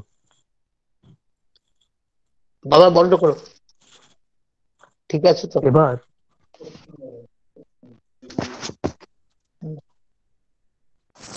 আমরা আলোচনা শুনবো। শ্রী ঠাকুরের ইষ্ট প্রসঙ্গ করবেন শ্রী ঠাকুরের সহপ্রতি ঋত্বিক, যিনি সারা ত্রিপুরার প্রায় সমস্ত মন্দিরের কাজের সাথে যুক্ত। পূজ্যপদ বাবাজার নির্দেশে সমস্ত মন্দিরের গুলি তিনি দেখাশোনা করেন। শ্রী ঠাকুরের সহপ্রতি ঋত্বিক আমার শ্রদ্ধেয় প্রদীপ দেবনাথ কাকু, আমি কাকুকে অনুরোধ করব আপনার আলোচনা শুরু করার জন্য। জয়গুরু কাকু। জয়গুরু, শোনা যাচ্ছে? আগে শোনা যাচ্ছে কাকু। আমি জয়গুরু। ভিডিওটা ডিস্টার্ব করছি, আমি ভিডিওটা ওপেন করছি না, আপনি বলি। আগে আগে সময় কতটুকু, 1.5 ঘন্টা নাকি বেশি? আগে 1.5 ঘন্টাই হয়, করেন। জয়গুরু। 20 মিনিট করতে পারেন, 20 মিনিট। জয়গুরু। বন্দে দাদা পুরুষোত্তমম। 20 মিনিট করতে পারবেন। পরম দয়াল শ্রী ঠাকুর আমার পরম পূজ্যপাদ জগজ্জন শ্রী বর্মা, পরম পূজ্যপাদ শ্রী বর্দা, পরম পূজ্যপাদ আচার্যদেব শ্রী দাদা, পরম পূজ্যপাদ শ্রী বাবাইদা, পরম পূজ্যপাদ শ্রী রবীন্দ্র চরণে শতকোটি প্রণাম। ঠাকুর পরিবারের প্রত্যেকের চরণে আমার প্রণাম। আজকে এই মহতী সৎসঙ্গে শ্রদ্ধেয় পুরোহিত, বিভিন্ন জায়গা থেকে দূর দূরান্ত থেকে যারা অংশগ্রহণ করেছে অনলাইনের মাধ্যমে, প্রাণ দাদা এবং মায়েরদেরকে আমার আনন্দিত জয়গুরু, শ্রদ্ধা, ভালোবাসা এবং প্রণাম। আসলে আজকে অফিসে আমাকে জহরদা বলেছিলেন কিছু কথা বলার জন্য, যে আজকে ইষ্ট প্রসঙ্গ করবেন জিরানের সৎসঙ্গে। আমি মানসিকভাবে প্রস্তুত ছিলাম না, যার সন্ধ্যার একটু আগে জানলাম। তাই আমি বলছি, যদি ভুল ত্রুটি হয় আপনাকে ক্ষমা চোখে দেখবেন।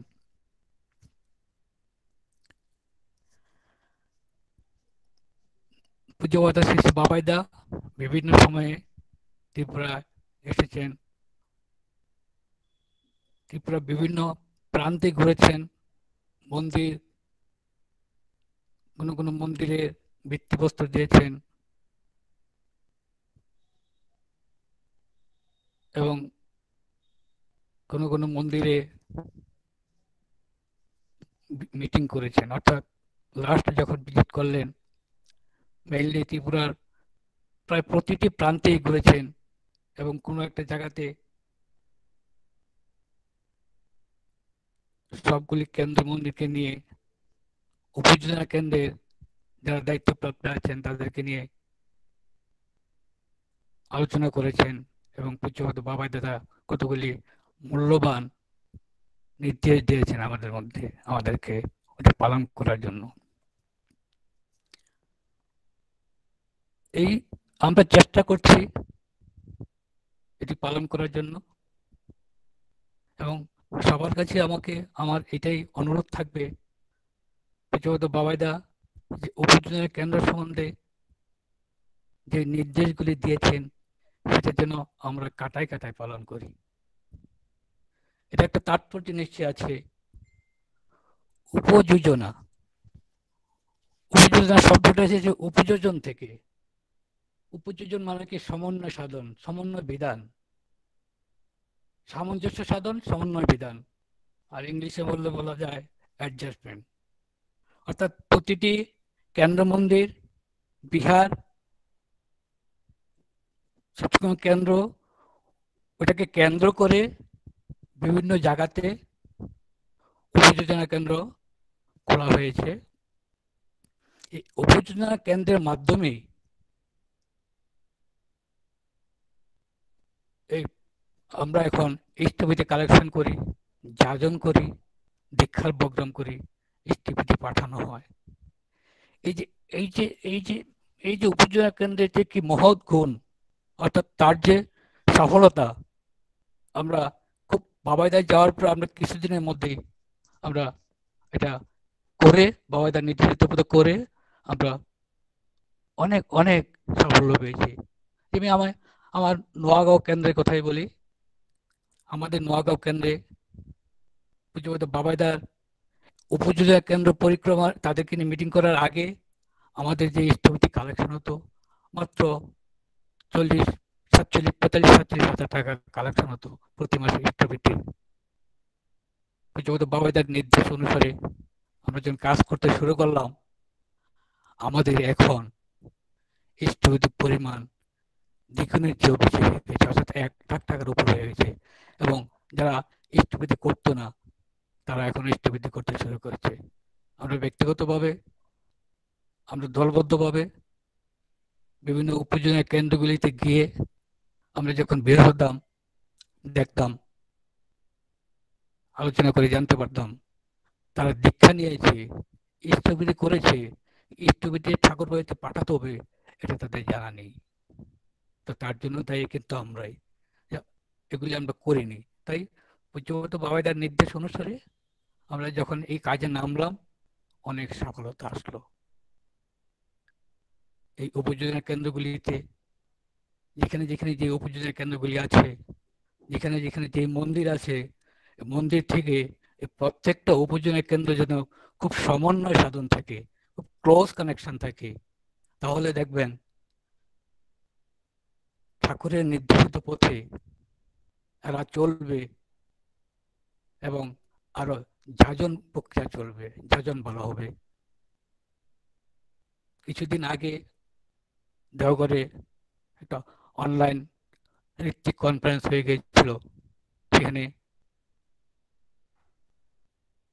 দাদার পূজ্যপদ শ্রী দাদার একটা ইচ্ছা কথা জানালেন, 3.5 কোটি দীক্ষা। এখনো আমাদের নির্দেশ আসেনি, আমরা ওই দীক্ষাগুলি কি করে করব এই নির্দেশ আসবে, আমরা অপেক্ষায় বসে আছি। কিন্তু আমাদেরকে প্রস্তুত থাকতে হবে। পূজ্যপাদ শ্রী শ্রী অবিন্দার উপর দায়িত্ব। আমাদের ত্রিপুরা 2 জন কর্মী দাদা এখন দেওঘরে আছেন, শ্রদ্ধেয় কানাইদা, শ্রদ্ধেয় দিব্যেন্দুদা, তারা আছেন দেওঘরে। ওরা আসবেন, কি উপদেশ নিয়ে আসেন, কি আশীর্বাদ নিয়েছেন, আমরা ওই আশীর্বাদকে মাথায় নিয়ে ওই নির্দেশিত পথেই আমরা এগোবো, আমাদের নিজের মতো করে নয়। আর আমাদেরকে ওই কাজে সফলতা আনার জন্য আমাদের নিজেদেরকে নিজেদের মতামত বলে নিজেদের ঐক্যবদ্ধ থাকতে হবে। নিজেদের মনোমালিন্য, নিজেদের একে একে অপরের দোষারোপ না করে আমরা যদি তাকে মাথায় নিয়ে, ঠাকুরকে মাথায় নিয়ে, পূজ্যপাদ বাবার নির্দেশটাকে মাথায় নিয়ে, পূজ্যপাদ অবিন্দের নির্দেশটাকে মাথায় নিয়ে যদি আমরা অগ্রসর হই, দেখবেন আমাদের প্রতিটা কাজে সফলতা আসবে। আমাদের দুর্দিনে অর্থাৎ গত ফেব্রুয়ারির পর থেকেই আমরা গৌরবে সৎসঙ্গ করতে পারছি না।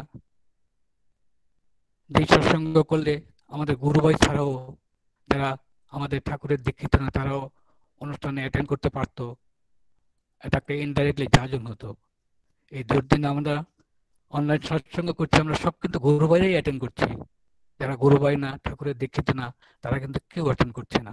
তাই আমাদের উচিত এখন, আমরা তো করবোই, এবং আমাদের আশেপাশে যতটুকু আমাদের সম্ভব সরকারের নির্দেশকে উপেক্ষা না করে ওই নির্দেশ মতো যাজন করা, আমরা এই 3.5 কোটি দীক্ষার জন্য প্রস্তুত থাকা, সেটাই হবে আমাদের দায়িত্ব, আমাদের কর্তব্য। ঠাকুরকে ভালোবাসা, আমরা যদি ঠাকুরকে ভালোবাসি, আমরা যদি সবাইকে ভালোবাসি,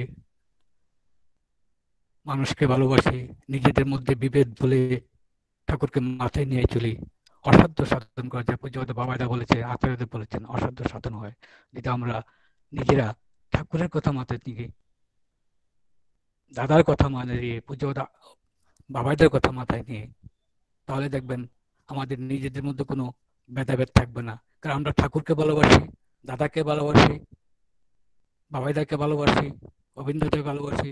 তাহলে অবিন্দা যাদেরকে ভালোবাসেন আমরা সবাইকে ভালোবাসি। কেন আমাদের মধ্যে বিভেদ থাকবে?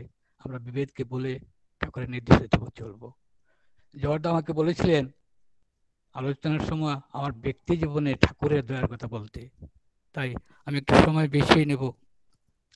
অনেক ঘটনা, অনেক বড় ঘটনা আমার জীবনে, অনেক অনেক ঘটনা আছে, তাই আমি শুধু 2টা ঘটনা বলছি, খুব সংক্ষেপে বলছি। ঘটনাগুলি অনেক বড়। আমার জীবনে ঠাকুরের দয়ার কথা বলছি। আমার জীবনে আমি যে বেঁচে আছি, এখনো বেঁচে আছি, শ্বাস প্রশ্বাস নিচ্ছি, এটা ঠাকুরের দয়া ব্যতীত আর নয়। আমার ভাবলে এসব ঘটনা মনে পড়লে আমার চোখে জল এসে যায়, কান্না এসে যায়। ঠাকুর যে আমার প্রতি এত দয়া, আমার এত দয়ালু ঠাকুর আমার প্রতি। আমি যখন বাংলাদেশ থেকে আসি 1971-এ, তখন আমি ছোট ছিলাম, 8-9 বছর। আমরা সবাই আসছি ওইখান থেকে বাড়িঘর ফেলে। আমার পরনে একটা শুধু শর্ট প্যান্ট ছিল আর একটা গেঞ্জি গায়ে ছিল। আমরা ওইভাবেই ওই বাংলাদেশ থেকে ত্রিপুরাতে দুর্যোগনগরে এসে পৌঁছি। এখানে মামার বাড়িতে থাকতাম। এখানে খুব কষ্ট করে পড়াশোনা করেছি। যখন ইঞ্জিনিয়ারিং ফাইনাল পরীক্ষা দেয়, সেই সময় আমি ঠাকুরের দীক্ষা নিয়েছি। এই আমার শুরু দীক্ষা নেওয়ার। এই পরীক্ষার রেজাল্ট, ফাইনাল পরীক্ষার রেজাল্ট আউটের 15 দিন পর আমি চাকরি পাই। আমি 15 দিন বেকার ছিলাম। এটা ঠাকুরের দয়া ছাড়া কিছুই নয়। ত্রিপুরার প্রত্যন্ত অঞ্চলে আমি চাকরি করেছি। আমি লাস্ট একটা ঘটনা বলছি।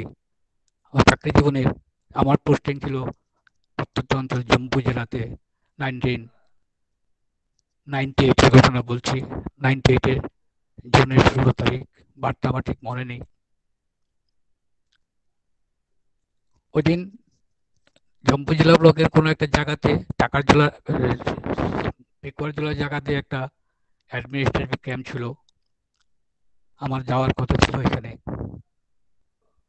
ব্লকে বিডিও, উনি যিনি বিডিও ছিলেন, উনি ছুটিতে গেলেন এবং ডিসি টাকার জেলা ডিসিপি চার্জ দিয়ে গেছিল বিডিওর দায়িত্বে।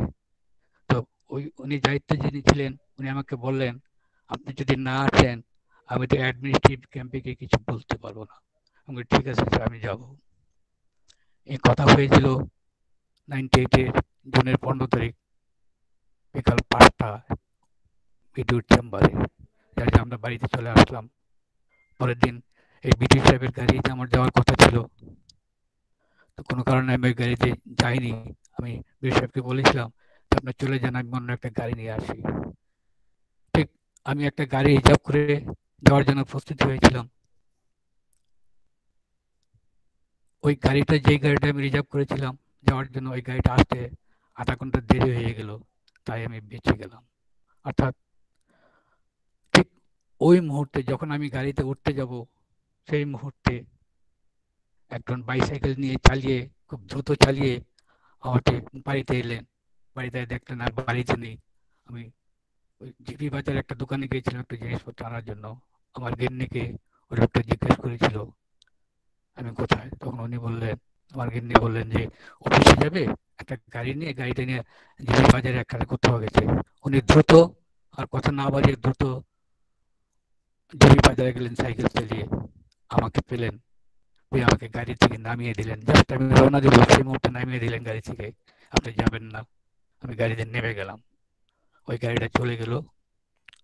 ওই যে যেখানে অ্যাডমিনিস্ট্রেটিভ ক্যাম্পে যাওয়ার কথা ছিল, সেখানে যাওয়ার একটু আগে, অর্থাৎ আমি তো যাইনি, আমাদের ব্লকের গাড়িটা যখন ওইখানে গেল, আমাদের গাড়িটার উপরে আক্রমণ হলো।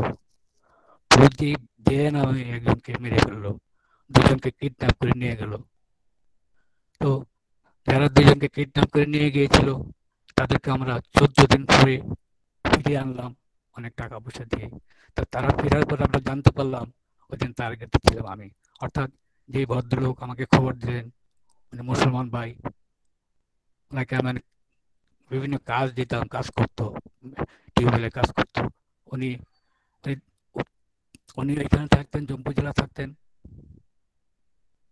উনি ককবরক ভাষা বুঝতেন। ওই পাশে উনি যেই ঘরে থাকতেন, পাশেই একটা ঘরের মধ্যে ওই দিন তাদের পরিকল্পনা করেছিল রাত্রে 1টা-2টা পর্যন্ত মদ খেয়েছিল এবং পরের দিন পরিকল্পনা খেয়ে ওই কথাগুলি উনি ককবরক ভাষা জানতেন বলেই উনি শুনে এসে ওই জম্পুজুরিতে পরের দিন সকালে এই 40 কিলোমিটার বাইসাইকেলে এসে আমাকে খবর দিল। আমি মিছে গেলাম। ঠাকুরের দয়া। আজও এরকম অনেক ঘটনা আছে আমার চাকরি জীবনে। আমি আমার পরিবার জীবনে আমার অনেকগুলি ঘটনা। আমি একটা ছোট্ট ঘটনাটা বলছি। ঘটনাটা আমার ছেলে নিয়ে, বড় ছেলে, আমার 2 ছেলে। বড় ছেলের বয়স যখন 5 বছর বা 6 বছর হবে, আমাদের দুর্জনগরে বাড়ি আছে, আমি থাকি ইন্দ্রনগরে। এই দুর্জনগর বাড়িতে একটা বিয়ের অনুষ্ঠানে আমার ওয়াইফ ওকে নিয়ে গেছে। আমি এই ইন্দ্রনগর বাড়িতে ছিলাম। সন্ধ্যা 7টা, 8:30 হবে। বিয়ে বাড়িতে প্রচন্ড হয়ে হট্টগোল, বর আসছে, বাজনা বাজাচ্ছে, সবাই যার যার ব্যস্ত। আমার এই ছোট্ট ছেলেটা, আমাদের ওই জায়গাতে কাঁচা কুয়া আছে, তারা ওইখানে তখন জলের এত সুবিধা ছিল না, তাই অনেক মাটিতে গর্ত করে তারা অনেকেই গর্ত করে জল এটাই ব্যবহার করতো, এটাকে কাঁচা কুয়া বলতো। তো এই একটা কুয়া প্রায় 20 ফুটের উপরে গর্ত, গভীর, সে পড়ে গেছে। সবাই তুই বিয়ে বাড়িতে ব্যস্ত, কারোর কথা কে শুনবে? তো এদিকে গর্ত পরে চিৎকার করছে, আমাকে উঠাও, আমাকে উঠাও। তো তার বয়সে একটা ছেলে তার কান্না শুনতে পেয়েছে। কান্না শুনতে পেয়ে আমাদের বাড়িতে সবাইকে খবর দিল যে শান্তনু, অর্থাৎ তার ডাক নাম ছিল তনু, তনু কুয়াতে পড়ে গেছে। সবাই এসে তাকে এই গর্ত থেকে কুয়া থেকে উঠালো। সে যে পড়ে গিয়েছে, ঠাকুরের কি দয়া, অর্থাৎ তার নাকের নিচে জলটা, কুয়াতে যে জল এবং ছিল, তার নাকের নিচে মুখের মধ্যে পর্যন্ত আরেকটু উঠলে তার নাকের উপরে উঠে গেছে। সে বেঁচে গেল, তাকে উঠানো হলো। তার শরীরে একটু আঁচল লাগেনি, একটু আঁচল লাগেনি। এটা ঠাকুরের দয়া ব্যতীত কি করে সম্ভব? সে যখন গর্ভে এসে তার মা তখন থেকে ইষ্টবিধি করতেন, এটাই ঠাকুরের দয়া। আর সেই ছেলে এখন পূজ্যপাদ শ্রী বাবাইদার আশীর্বাদে জাপানে আছে, টোকিওতে থাকে, ওখানে বাবাইদার নির্দেশেই আশীর্বাদ নিয়ে জব করছে। এই যে ঠাকুরের দয়াগুলো আমাদের প্রত্যেকের জীবনে, আমরা যদি ঠাকুরকে মাথায় নিয়ে চলি, আমরা যদি তার নির্দেশিত বলি পথে চলি, আমরা যদি মানুষকে ভালোবাসি, আমরা যদি মানুষের কাছে ঠাকুরের কথা বলি, ঠাকুর কয়েকজন মানুষকে যদি আমরা ঠাকুর চরণে নিয়ে আসতে পারি, যারা এইসব কাজে যুক্ত আছেন, দেখবেন তাদের জীবনে যত দুর্বিষহ ঘটনা হোক না কেন, যত গ্রহ দোষে থাকুক না কেন, ঠাকুর তাদেরকে রক্ষা করেন। ঠাকুরের বলা আছে, কেউ যদি আমাকে 1 পয়সা দেয়, তাকে আমি 16 পয়সা না দেওয়া পর্যন্ত আমি স্বস্তি পাই না, শান্তি পাই না। তাই আসুন সবাই মিলে আমরা নিজেদের মধ্যে বিভেদ ভুলে ঠাকুরকে মাথায় নিয়ে, পূজ্যপাদ বাবাইদার নির্দেশকে মাথায় নিয়ে, পূজ্যপাদ অবিন্দার যখন যে নির্দেশ আসে, এই নির্দেশকে মাথায় নিয়ে, আচার্যদেবের নির্দেশকে মাথায় নিয়ে আমরা সবাই একত্রিতভাবে কাজ করে যাই। একত্রিতভাবে কাজ করার একটা আনন্দ আছে, আমরা অসাধ্য সাধন করতে পারি। আমার জিরানিয়ার প্রতি আমার একটা দুর্বলতা আছে। আমি জিরানিয়া সম্বন্ধে যখন বিভিন্ন এখানে দাদা বলেছেন কয়েকটা ব্যক্তিগত ঘটনা, ঠিকই মাটি ফালানোর সময়, মন্দিরের কাজে মাটি ফালানোর সময়, আচার্য ভবন করার সময় আমি দেখেছি যে পুরোহিত ভাইদের যে কি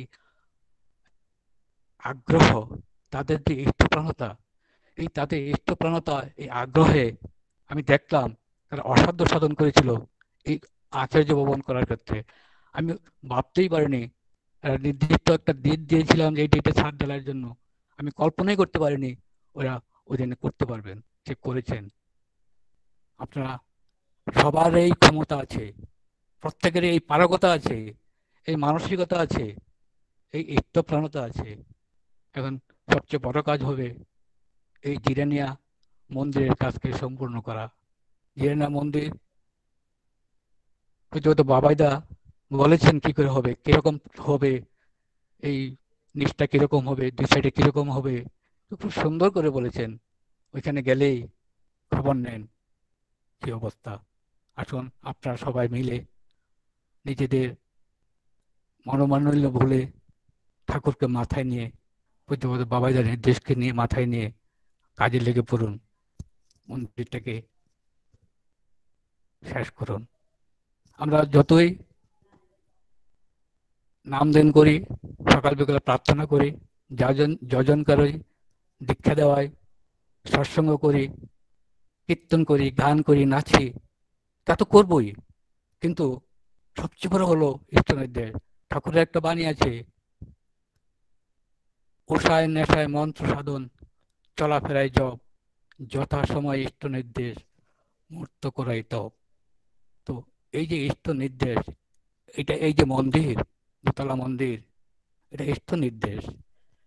এটা যদি আমরা না করি, আমরা যদি সকাল বিকাল প্রার্থনা করি, ইষ্টবৃদ্ধি করি, নাম জপ করি, কীর্তন করি, সৎসঙ্গ করি, উৎসব করি, আমাদের কিন্তু অসম্পূর্ণ থেকে যায়। ইষ্ট নির্দেশটাকে আমরা আগে প্রাধান্য দিতে হবে। ইষ্ট নির্দেশটা প্রাধান্য দিয়ে আমরা যদি অন্যগুলি করছি, তাহলে আমরা স্বয়ংসম্পূর্ণ, নাহলে কিন্তু আমরা কিছুই না। তাই আমি আমার অনেক সময় নিয়ে গেছি, আমি আর আমার আলোচনা দেখে তো করছি না। আমি আবারও সবাইকে আমার আনন্দিত জয় করে জানিয়ে, এবং আজকে যিনি এই সৎসঙ্গের আয়োজন করেছেন শ্রদ্ধেয় দুপদার পরিবারের প্রত্যেকে ঠাকুরের চরণে মঙ্গল প্রার্থনা করে,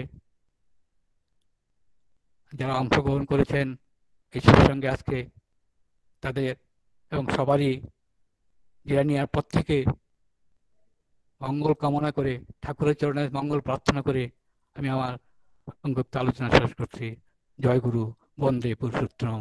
সবাই ভালো থাকবেন। জয় গুরু।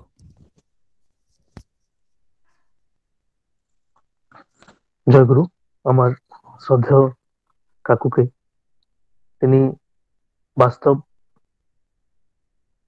ভাবে কিভাবে ঠাকুরের কাজ করতে হয় এবং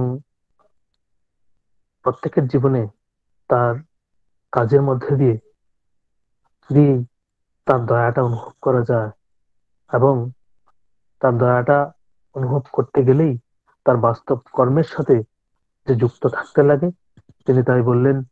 এবং বর্তমান আচার্যদেবের যে ইচ্ছা, সেই ইচ্ছাকে কিভাবে বাস্তবে আমরা রূপ দেব তার কথা বললেন। আমি নিজেও তার সেই কথাগুলি আমাদের জীবনে সবাই যেন করতে পারি, এবং এভাবেই আমরা চলে যেন ঠাকুরকে মাথায় নিয়ে চলতে পারি। তিনি যেন সুস্থ থাকেন এবং এভাবেই আমাদেরকে প্রেরণা দেন, এবং তিনি যেন সবসময় আমাদেরকে, আমাদের এখানে আসেন এই জিরানিয়া অঞ্চলে, এবং আমাদের কিভাবে প্রেরণা দেন ইষ্ট কাজে, কিভাবে আমরা আরো এগিয়ে যাব, এই প্রার্থনা করি। এবং তিনি যেন সুস্থ থাকেন এবং সারা ত্রিপুরার সমস্ত মন্দিরের কাজগুলি তিনি যেভাবে দেখছেন, ঠাকুরের দয়া, পূজ্যপাদ বাবাজার দয়ায় তিনি এই কাজগুলি করছেন। প্রার্থনা করি তিনি যেন এভাবেই সুস্থ থেকে কাজগুলি সম্পন্ন করতে পারেন তার জীবনে। আবারও তার ইষ্টচ্ছল সুদীর্ঘ জীবন প্রার্থনা করি। জয় গুরু কাকু। জয় গুরু বাবু, ভালো থাকো সবাই। জয় গুরু। আজকে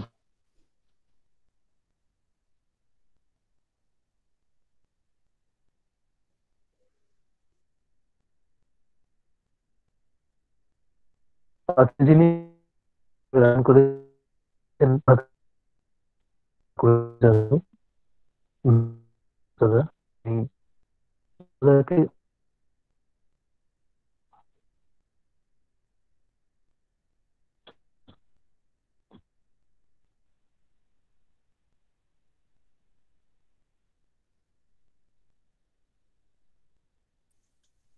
কোথায় না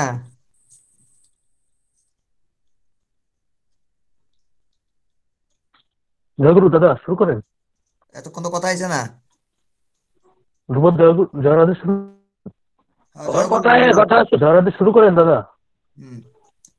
জয় রাধে রাধে কৃষ্ণ কৃষ্ণ গোবিন্দ গোবিন্দ বল রে।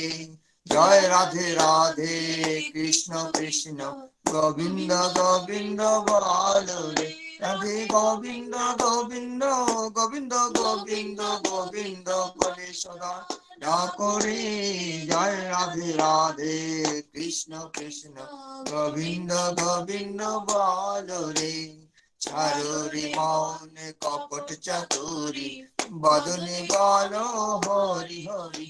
হরি নাম পরম ব্রহ্ম জীবের মূল ধর্ম অধর্ম কুকর্ম ছাড়ো রে।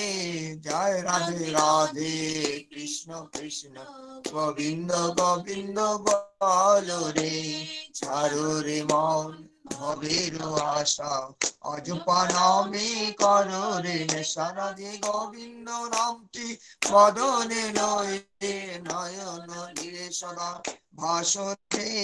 জয় রাধে রাধে কৃষ্ণ কৃষ্ণ গোবিন্দ গোবিন্দ বল রে। রাধে গোবিন্দ গোবিন্দ গোবিন্দ গোবিন্দ গোবিন্দ বলে সদা ডাকো রে। জয় রাধে রাধে কৃষ্ণ কৃষ্ণ গোবিন্দ গোবিন্দ বল রে। ছাড়ো রে মন কপট চাতুরি বদনে বলো হরি হরি।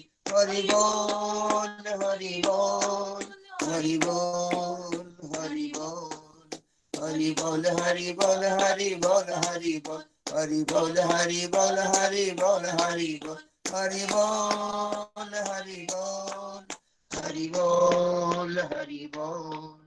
হরি রাম পরম ব্রহ্ম জীবের মূল ধর্ম অধর্ম কুকর্ম ছাড়ো রে। জয় রাধে রাধে কৃষ্ণ কৃষ্ণ গোবিন্দ গোবিন্দ বল রে।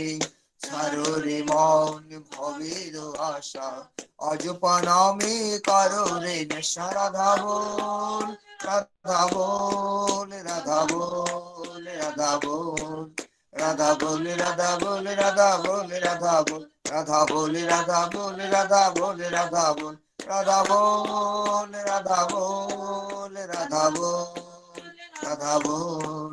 রাধে গোবিন্দ নামটি বদনে লয়ে নয়ন নীরে সদা ভাসরে। জয় রাধে রাধে কৃষ্ণ কৃষ্ণ গোবিন্দ গোবিন্দ বল রে। রাধে গোবিন্দ গোবিন্দ গোবিন্দ গোবিন্দ গোবিন্দ বলে সদা ডাকো রে। জয় রাধে রাধে কৃষ্ণ কৃষ্ণ গোবিন্দ গোবিন্দ বল রে। জয় রাধে রাধে কৃষ্ণ কৃষ্ণ গোবিন্দ গোবিন্দ বল রে।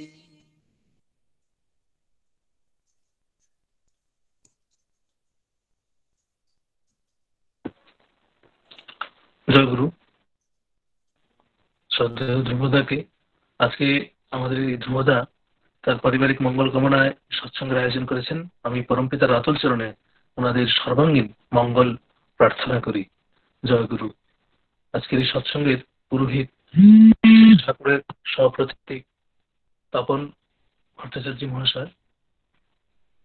এখন ধ্বনি হবে, ধ্বনির পর আমরা নীরবে শ্রী ঠাকুর প্রণাম করব। তারপর পুরোহিত সৎসঙ্গ সমাপ্তি ঘোষণা করবেন। জয়গুরু। এবারে শ্রী ঠাকুর সৎসঙ্গের ধ্বনি দেবেন জিরানিয়া থেকে শ্রী ঠাকুরের যাজক কর্মী আমাদের ইষ্টভ্রাতা দীপক ঘোষ দাদা। আমি দীপক দাদাকে অনুরোধ করব ধ্বনি দেওয়ার জন্য। জয়গুরু দীপক দা। জয়গুরু। জয়গুরু। वंदे पुरुषोत्तमं वंदे पुरुषोत्तमं वंदे पुरुषोत्तमं वंदे पुरुषोत्तमं वंदे पुरुषोत्तमं परम प्रेममय श्री ठाकुर अनुकूल चंद्र जी की परम प्रेममय श्री ठाकुर अनुकूल चंद्र जी की परम प्रेममय श्री ठाकुर अनुकूल चंद्र जी की परमाराध्य जगत जननी श्री श्री वर्मा की परमाराध्य जगत जननी श्री श्री वर्मा की परमाराध्य जगत जननी श्री श्री वर्मा की परम पूज्य पाद श्री श्री वर्धा की परम पूज्य पाद श्री श्री वर्धा की परम पूज्य पाद श्री श्री वर्धा की परम पूज्य पाद आचार्य देव श्री श्री दादा की परम पूज्य पाद आचार्य देव श्री श्री दादा की परम पूज्य पाद आचार्य देव श्री श्री दादा की परम पूज्य पाद श्री श्री बाबा दादा की परम पूज्य पाद श्री श्री बाबा दादा की परम पूज्य पाद श्री श्री बाबा दादा की परम पूज्य पाद श्री श्री अरविंद दादा की परम पूज्य पाद श्री श्री अरविंद दादा की